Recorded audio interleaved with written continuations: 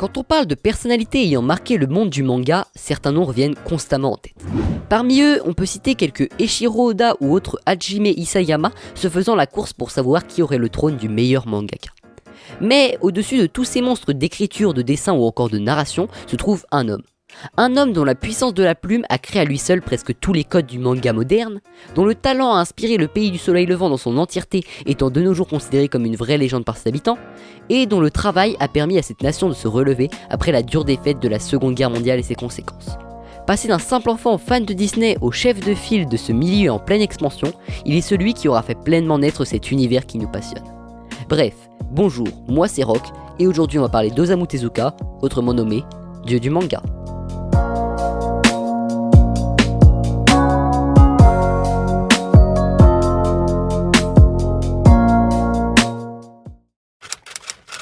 On est le 3 novembre 1928 dans la ville de Toyonaka quand le jeune Osamu Tezuka ouvre les yeux pour la première fois. Né d'une famille plutôt aisée, ce garçon va très vite avoir l'opportunité de s'intéresser au monde du spectacle. D'une part, son père possède un projecteur lui permettant de diffuser des films, chose très rare dans le contexte de l'époque. Et d'autre part, étant donné la proximité de son habitation par rapport au théâtre, l'enfant va pouvoir souvent y aller voir des représentations. Parallèlement à ça, le jeune Tezuka découvre très vite les mangas et en tombe instantanément amoureux. Grâce à sa mère, il peut se procurer un grand nombre de mangas. Il en lit énormément, tente de les reproduire et s'investit beaucoup dans sa passion. De plus, cette même passion va beaucoup l'aider dans sa vie en général, car ces petites bandes dessinées qu'il crée lui-même vont lui permettre de plus s'affirmer. Passant d'un enfant timide, réservé et brimé par ses camarades, à un enfant plus sûr de lui, au cœur de l'attention, aidant donc encore plus le développement de sa passion. On est en 1937 quand la Seconde Guerre mondiale commence pour de vrai au Japon. Avec le début de la guerre contre la Chine qui sera suivie quelques années plus tard par celle contre les États-Unis dans le Pacifique, toute la population est réquisitionnée pour participer à l'effort de guerre. Et le jeune Tezuka ne fait pas exception. Il va alors commencer à travailler à l'usine pour fabriquer tout ce qui est nécessaire à la guerre. De plus, de par les pénuries de papier causées par leur nécessité pour la création de tracts, il va être forcé d'arrêter de dessiner et d'écrire comme il en avait pris l'habitude. Malgré tout, il n'abandonne pas sa passion et continue de lire des mangas en grand nombre, gribouillant dès que possible quelques illustrations sur le moindre recoin de papier usagé qu'il pourra récupérer. Nous sommes au lendemain de la Seconde Guerre mondiale et Tezuka, maintenant âgé de 17 ans, publie son premier manga. Dans les pages du Shokokumi Shimbun, il dessine sa première œuvre intitulée Le journal de Machan. Et dans ce court manga, on retrouve déjà le style Tezuka. En effet, comme précisé précédemment, Tezuka a très jeune été inspiré par le cinéma, et notamment par le grand nom du cinéma d'animation qui est Walt Disney. On voit alors dans son style un côté rappelant bien évidemment Bambi et ses grands yeux, car dès très jeune, Tezuka avait compris que pour faire passer des émotions, l'un des majeurs vecteurs était les yeux. Ainsi, de par sa grande admiration pour Disney, il aurait décidé de reprendre les yeux de ces animaux pour en faire la marque de ses personnages. Et malgré cette originalité dans la région, ce style va immédiatement être très apprécié, notamment dû à l'américanisation du pays. Mais les inspirations de Tezuka ne s'arrêtent pas là, car il va également beaucoup s'inspirer, cette fois-ci dans sa plume, de films asiatiques, notamment La princesse à l'éventail de fer, classique de l'animation chinoise et premier long métrage d'animation asiatique. Et c'est cette symbiose entre l'Occident et l'Extrême-Orient qui réussira à conquérir l'opinion publique japonaise. Un an après la sortie de son premier manga et parce qu'on n'a jamais assez de travail, Tezuka se lance dans des études de médecine en parallèle de sa profession de mangaka. Mais cette année va surtout marquer la sortie de son premier grand succès, La Nouvelle Île au Trésor. Évidemment influencé par L'Île au Trésor de Robert Louis Stevenson, ce manga va faire un carton avec dès sa sortie des ventes dépassant les 400 000 exemplaires. Et même si cela peut paraître peu de nos jours, il faut se resituer dans le contexte de l'époque où l'industrie de l'édition et de l'impression ont un pied dans la tombe et où les gens n'achètent plus aucun manga, préférant les louer. De plus, ce manga a aussi une importance car il est l'inventeur et le précurseur du Neketsu. Genre souvent amalgué avec le shonen, le Neketsu est le récit initiatique d'un jeune garçon mettant en avant des valeurs telles que l'amitié ou la rage de vaincre. Pouvant être comparé au monomythe décrit par Joseph Campbell, on peut considérer des œuvres telles que Star Wars ou Harry Potter comme des Neketsu, même si les exemples les plus parlants restent Dragon Ball ou autre One Piece.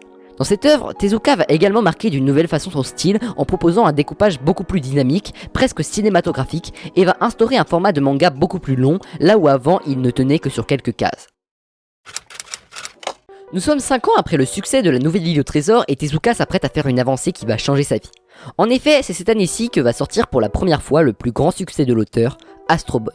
Si son précédent hit marquait le début de sa suprématie dans le monde de la bande dessinée japonaise, ce nouveau peut être considéré comme l'apogée de sa domination sur le marché. Et en plus d'être un franc succès dans le pays tout entier, Astro Boy va marquer des générations de petits japonais, les inspirer à devenir scientifiques pour suivre les traces du petit robot et les aider à se remettre du traumatisme atomique nippon pour lutter contre le racisme comme ce Pinocchio du futur de 2003. Bref, Astro Boy aura très clairement été le plus grand succès de Tezuka, marquant le sommet de sa carrière. Et si généralement après l'apogée il ne reste que la chute, Tezuka n'est pas de cet avis-là. On est en 1961 et Tezuka veut faire quelque chose d'autre que juste des mangas. C'est comme cela qu'il décide de lancer son propre studio d'animation du nom de Mushi Productions. Mais non content de juste rajouter une autre qualification à son CV, Tezuka décide d'en plus révolutionner cet autre médium en réinventant les codes et les techniques de la Japanimation. Il va alors inventer des techniques fonctionnant sur le principe d'animation limitée, c'est-à-dire d'animation avec très peu d'images de décors et de mouvements, qui vont lui permettre de normaliser la sortie d'épisodes hebdomadaires. Puis, quelques années plus tard, il va lancer un nouveau studio d'animation du nom de Tezuka Productions, après la faillite du précédent, où cette fois-ci, il popularisera les animés en couleur. 9 février 1989. Osamu Tezuka, maintenant âgé de 60 ans, lâche son dernier souffle sur son lit d'hôpital. Atteint d'un cancer de l'estomac, son matériel de mangaka ne l'aura jamais quitté, le suivant même jusqu'aux portes de la mort. Des funérailles nationales sont organisées en son honneur et un musée est même ouvert sur lui. C'est de cette manière qu'après avoir permis au Japon de se relever de cette période, cette légende s'est éteinte en ne laissant derrière lui que deux choses, son œuvre et un titre, celui de dieu du manga. Mais malgré tout, son histoire ne s'arrête pas là. Cela fait déjà 5 ans que Tezuka est mort et son œuvre s'est depuis propagée à l'international. Déjà depuis les années 60, les États-Unis avaient pu voir des animés de Tezuka arriver chez eux, notamment grâce à des séries comme Le Roi Léo, renommé en Kimba le Lion Blanc pour des raisons évidentes. Non. Mais en 94, les studios Disney eurent une idée incroyable. Tiens, et si on plagiait un anime japonais pour en faire le plus grand film de tous les temps en changeant juste le nom du personnage principal d'une lettre? Alors bien sûr, Disney étant la plus grosse boîte de production de films du monde, jamais il ne pourrait se rabaisser à cela, et c'est comme ça que sort dans la foulée Le Roi Lion et son personnage principal, Simba. Voyant directement la supercherie, les possesseurs des droits du roi Léo intervenirent immédiatement en demandant des compensations, et Disney, en tant qu'entreprise respectable, leur paya des réparations et les mentionna dans les crédits. Pas du tout! Disney niant en bloc les inspirations, dit que ce n'était que des coïncidences et que de toute façon, il n'avait aucune idée de qui était Osamu Tezuka. Les ayants droit comprirent vite que ça ne servirait à rien d'essayer d'engranger des démarches contre la firme aux grandes oreilles et que si Tezuka avait été encore vivant, ça lui aurait fait plaisir d'être plagié par l'entreprise de celui qui l'avait tant inspiré. Allez, tant que j'y suis, voici quelques informations supplémentaires sur Tezuka. Tezuka fut un auteur extrêmement prolifique avec près de 700 œuvres originales à son actif, sans compter toutes ses professions parallèles en tant que critique de cinéma ou autre. Il fut également l'auteur de mangas ayant reçu le plus de distinctions au monde, avec 31 distinctions dont 15 à titre posthume. C'est aussi à Tezuka que l'on doit le métier d'assistant, qui sont les personnes qui aident pour le dessin des décors ou autres tâches répétitives. En même temps, ça devait pas être de trop pour écrire 700 mangas.